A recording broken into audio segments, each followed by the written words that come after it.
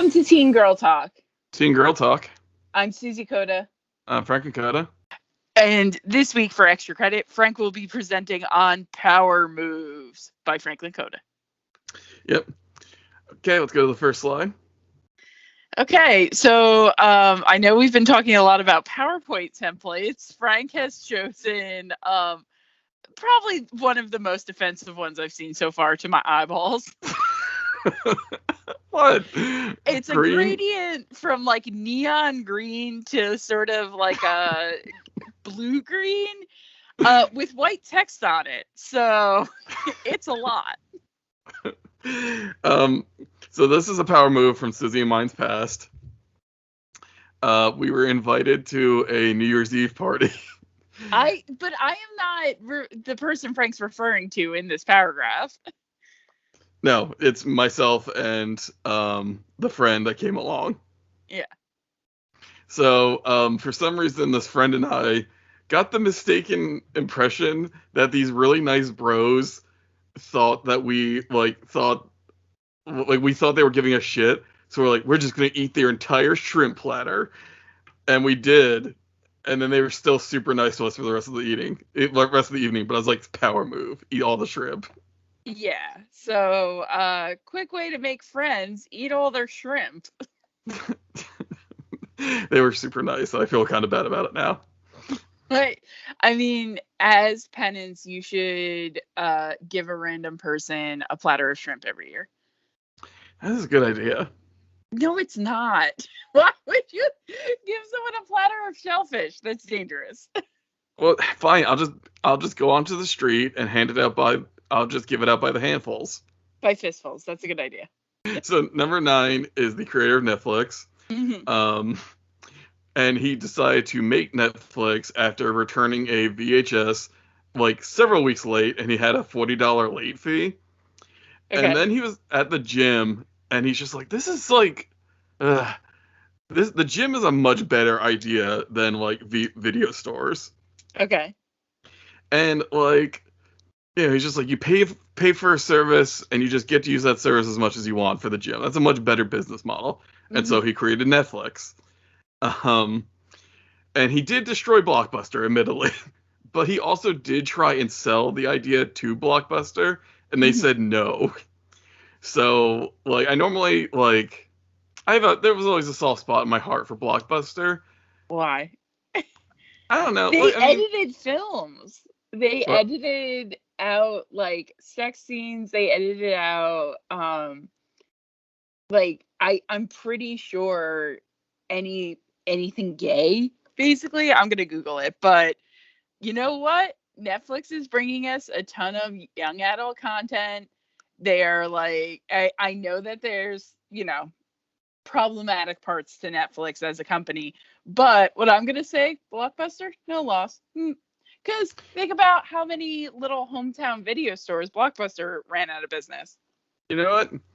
Part of living is learning and accepting that you're wrong, and I'm going to accept that I'm wrong. Fuck Blockbuster. Moving on. Yeah, I mean, Frank, you can still, whatchamacallit, does Blockbuster edit their movies? I don't know why someone was discussing this in 2005. I guess DVDs were still a thing.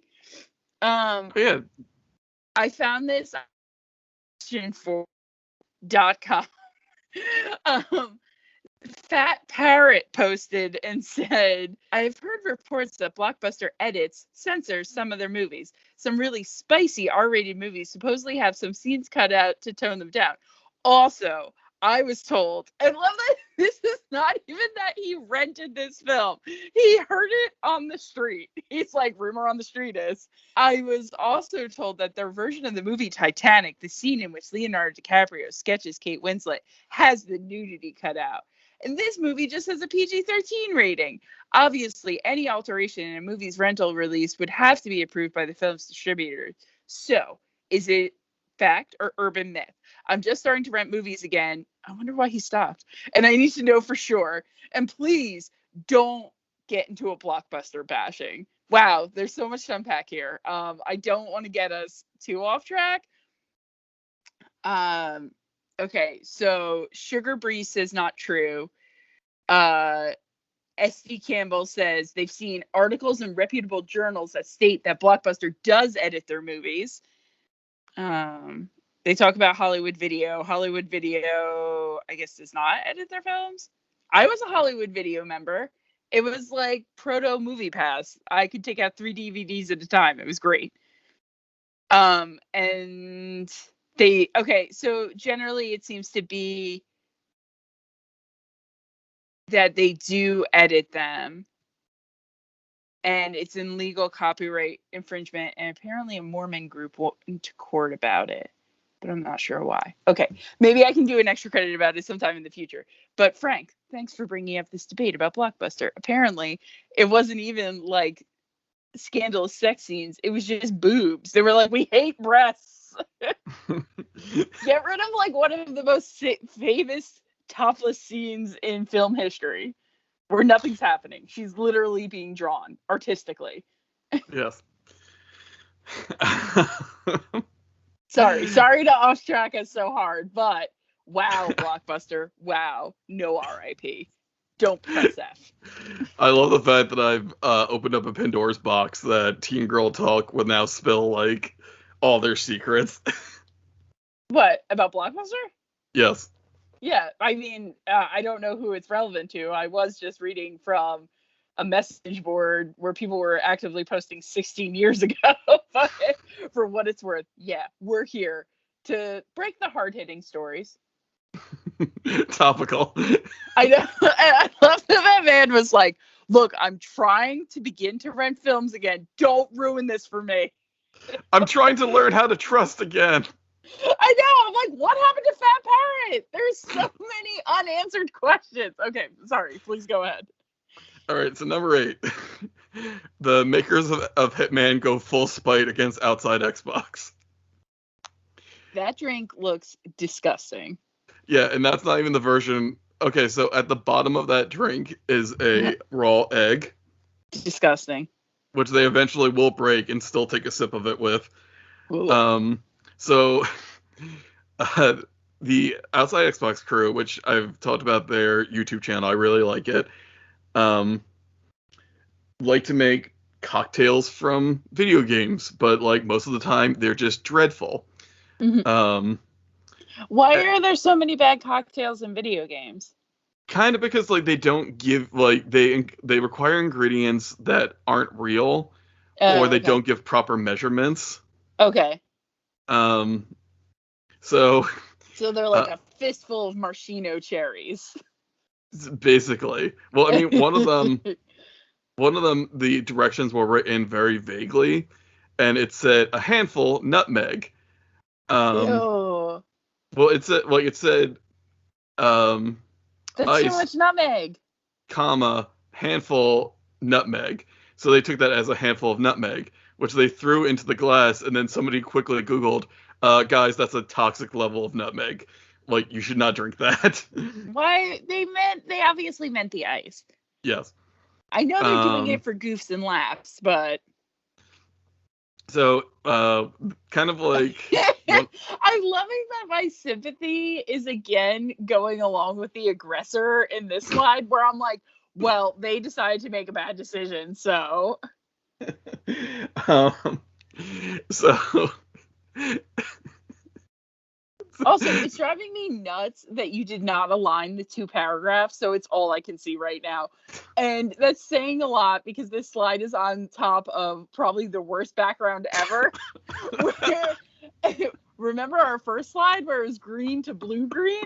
We are now going from neon green, and that is gradienting into a neon blood red orange. Why? Because by the end of the year, these PowerPoints are going to be unreadable. Yes. So anyway,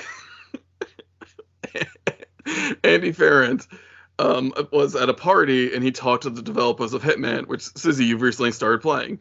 I haven't started playing yet because I've been too obsessed with Sims, but yes, it's on the docket. And he told them, hey, I didn't really like the Colorado level. To the guy who actually was the main developer of the Colorado level.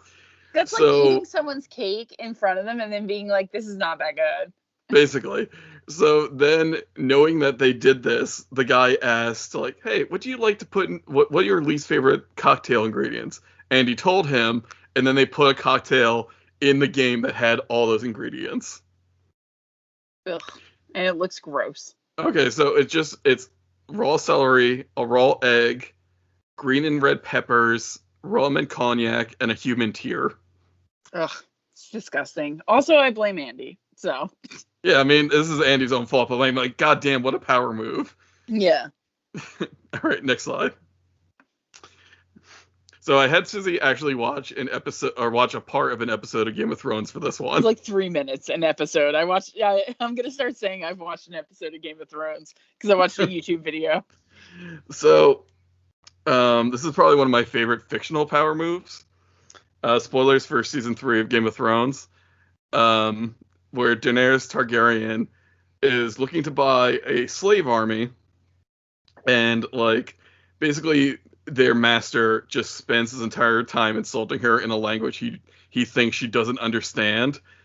And he's like, I want a dragon for this army. And she's like, fine.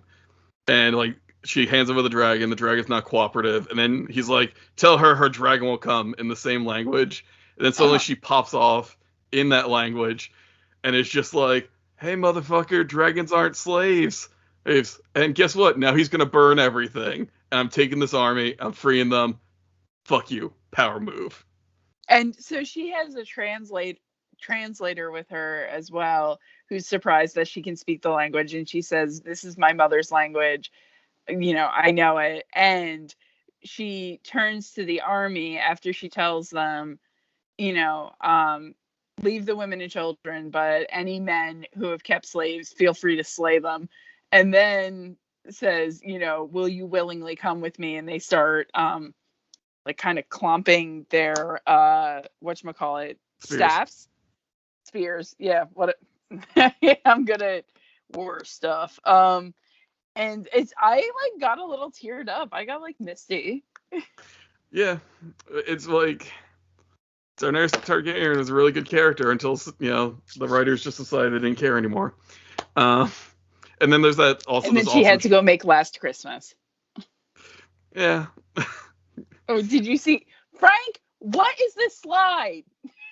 What? I clicked to the next slide. Too loud. Also, the alignment is nuts. The whole paragraph is in the upper left corner of the slide. It makes no sense. The bottom half of the slide is empty. Well, I'm trying my best, Susie. I'm trying my best. I don't think you are. I'm trying my best that 5 minutes before I have to get ready for work, it will allow me. Okay, thank you. I appreciate your honesty. So just like Nick Offerman used to work as a bodyguard, and he never had to kind of like get physical with anybody. He was just so intimidating that he just asked people to step outside and they would leave. I have a boss who was like a very quiet man, like very soft-spoken, and he would always say, you know, when people are yelling or loud, it's not as intimidating as if you stay quiet, if you stay silent and sort of scheming. And as a loud person, I took that, not that I'm ever trying to intimidate anyone, but I took that into consideration. I was like, yeah, okay. And if you interrupt him, he would just stop talking. And I found that that's like really helpful, because when I'm trying to say something and someone interrupts me, I'm like, I say this as I interrupt you on the episode constantly. I feel like that's like a good power move, to just be like, okay, you don't want to listen, I'm just going to stop talking. You will not receive the information I'm going to bequeath you with. I was going to say, we all know who the alpha is. Power move. Okay, I am going to cease talking about the layout of these slides, but Frank, you know what you did. Yeah. So this is also like both a power move, and I just kind of want this level of confidence. We're on the next slide. James May talks other people's cars. So one of the big things they do on the show Top Gear is they have like cheap car challenges. And in this one, it was just like, can you buy like a sports car for like less than 10 grand and will it be good? Uh-huh. So two of the presenters showed up in their cars, and like the cars are in a bad way. James May shows up with his car on the back of like, a service truck. Like a tow truck. Yeah. And like pops out and immediately just starts shit talking the other two presenters' cars. I'm like, God, I want that. I want the confidence to show up all bedraggled and like just messed up and be like, you guys still suck. Like, I was gonna say, like, the unearned confidence of a man with a totaled car. So next slide. Frank, this is not a one-time thing. This is like pretty much a daily occurrence. So one time, Susie told me about Tara botching a jump, Tara's and apparently my cat. Yeah. She's an old lady cat. She has bad hips, so she has a tiny set of stairs that she takes up to the top of the bed. Before she realized, she has a way of going from surface to surface in the living room, but sometimes she'll botch a jump. This is even before she had bad hips, and she'll gather herself together after not making the jump and then just generally hiss, like send a hiss out into the room and stomp over and go eat more food. But Tara will not be made fun of. I just love being like, I know I bought the jump, but you're all to blame for this. Yeah. Okay, next slide.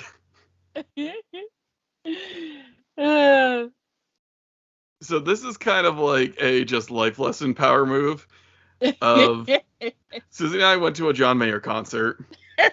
I will not be taking questions about why. It was a different time, a different Susie. A different John Mayer. I don't even think he was as terrible at that point. Susie got a beer spilled on her and then shouted that we were leaving. Also, my friend's boyfriend at the time, who was the worst and knew I couldn't stand him, kissed me on the top of my head. I was sitting on the ground and I was like, fuck this. I did not know that happened. Yes. Thankfully, she broke up with him shortly after that. Gross. But like, yeah, sometimes like, so, and then afterwards we went to IHOP, and then to a dollar store where Susie got some cool stick-on tattoos. I got a cool alien mask, and we had like a way better night than we ever would if we stayed at that stupid concert. Yeah, that concert was a hot mess express. Also, two of the temporary tattoos were so detailed and beautiful, I got them as real tattoos. Yeah, which I still think is really cool. But it's just kind of like, like sometimes like you don't let the night get you down. You just soldier on and like go have a better time somewhere else. Usually pancakes. Yeah, it's true. Pancakes and endless coffee always make things better. Yeah. Going to the next slide. This one we talked about on like last week's on the Susie Summer Job expose extravaganza episode. You know that I found out I had forgotten one of my jobs. Wow. Okay. Which one? I worked at Rita's Ice for 3 weeks, and then I went back to McDonald's, and then there was a night, and I do not advise doing this. This is very dangerous, and we should not have done it. We had a tray of bad tomatoes at McDonald's, and we threw them across the highway. I don't think we hit anything, but we were trying to hit the Rita's, which is not even there anymore. Wow. I do remember that 3 weeks though. Yeah, it was horrible. My boss was a monster. But yes, so this was another job that I hated and quit. But yeah, and I just still love that power move, and I hope to someday be able to quit that way. Wait, did you? I don't know. I think I interrupted that. When, again, Drug Fair was a terrible job. Drug Fair also does not exist anymore. Rita still exists, but that particular franchise location does not. But the Drug Fair was pretty terrible to me. So I knew I had gotten a new job at the record store, so I just didn't show up on Christmas Eve. And they kept calling me as if they were going to guilt me into showing up. And I was like, no, this is how I quit. And I went in, picked up my last check. It was like, Bye, suckers. Yeah. And there's and like I really feel it because there was a time when Susie asked me to call out of work for her because she felt embarrassed. And then, like, when I felt like you had grown so much, when you were like, I'm just going to go get my check and fuck them. Yeah. Like, if you have a job where someone is being verbally abusive or talking down to you or being generally horrible, you do not owe them shit. Like, get a new job and be like, "Howdy, bye." What are you gonna do to fill my shift? I don't care. So the last slide is the godmother of rock and roll, Sister Rosetta Tharpe. Oh yeah, her video is great.